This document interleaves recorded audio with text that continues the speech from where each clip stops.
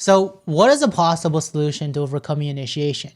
What I really like to do is something called guided reflective journaling. It is guided because it is important to do this with somebody you trust that is well equipped in the task that you're struggling with, because then they can help you look back on it, reflect on it, and possibly give you some good ideas to give you good feedback and push you forward. Now, reflective journaling is important because it helps us practice something called metacognition, which is thinking through our thought process. With my clients, I find that they get so bogged down with their thoughts that if they write it down, see it in front of them, and talk it through with an individual that they trust, then the anxiety lifts and they begin to be able to clearly tackle the structural challenges that makes initiation so hard. Let's walk through a simple example of not eating breakfast. Now, for some of us out there that are on medication, we know that when you take medication, it completely kills the appetite most of the time, which means that there is really no stimulation to get us to eat. However, the lack of eating leads to low energy levels, binge eating at times, crashing, and not reaching our goals in general. So, one of the most important things I like to do as an EF coach is walk through my client's daily schedule and talk about the consistency of meals and exercise. Now, exercise we'll talk about in another day. Now, when we do this, I like to do this through guided reflective journaling. So what does this actually look like? Let's call my client Bob in this example. During one of our latest sessions, Bob and I were journaling about why he finds it so hard to eat breakfast. I start off with him, or with Bob, writing down his morning routine. He likes to wake up, do his morning hygiene, then he goes down to the kitchen, makes some coffee, and as he's waiting for his coffee, which usually takes 5 minutes, he likes to go upstairs, play a game of whatever he chooses to play, come back down, grab his coffee, go back upstairs, continue playing that game until an hour later he transitions to doing schoolwork. However, what usually happens is that because he didn't eat food, after about 30 minutes or 40 minutes or so, he actually crashes and he feels this intense desire to eat. He doesn't know what to eat because it's kind of like in between breakfast and lunch. So he has a hard time making that decision, ends up wasting a bunch of time, and then never really getting back to doing work. Now, without giving him many hints or giving him too many of my thoughts, I ask Bob to think about each step where he can potentially actually make some breakfast.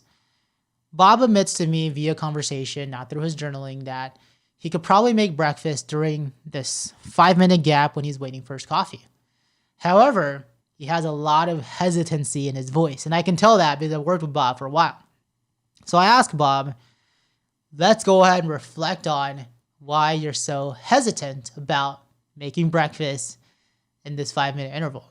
So Bob does that, and he writes down, I like to make Greek yogurt with sugar and oatmeal with a banana. However, if I do this right after starting my coffee, I am breaking the structure, and that causes me to not feel right, because he usually makes this sometime after he crashes. So I ask him, well, what part of the new structure makes you not feel right? What makes it feel off? And then Bob tells me, or he writes down, waiting in front of the microwave is annoying and might lead to sensory overload if a bunch of people start running into the room. So I ask Bob, how do we solve the structural problem of waiting? Bob writes, well, I can just not make oatmeal. If I don't make oatmeal, I don't have to microwave. If I don't have to microwave, I don't have to wait. If I don't have to wait, then there may not be people coming in to bother me. So if I just eat yogurt, I'm constantly moving and not waiting. Therefore, maybe I'll be less anxious. So I have Bob, write down his actual plan and write it down step by step. And he does that. And he's going to go ahead and try it out. And hopefully it works. So what did I do there as a coach? And what can people out there that is a support system do for their individual that struggles with initiation? What I did is I helped Bob walk through the process and we identified some of the structural obstacles that are leading him to not initiate a task. We reorganized the structure to make doing the task more manageable. However, did you notice that for the most part, I didn't really say much and I really kind of let Bob, steer his own ship. I always make a point that my clients take full autonomy over their planning, over whatever they're committing to. And the real reason for this is because if I tell him the great idea of, hey man, just don't make oatmeal, then that's not his idea. He's not going to take full ownership of it. He's not going to commit to it. And the likelihood of him actually practicing that when he's at home is very little. And obviously I'm not going to be at home with him. So it's going to be quite near impossible for me to make sure that Bob is doing this structural change in his morning routine. So again, this is the way to help them become more committed to what they want to commit to, making the desire to initiate the task much more likely to occur. And because there's more desire, there's more, hopefully, stimulation of that task, making it more likely to occur.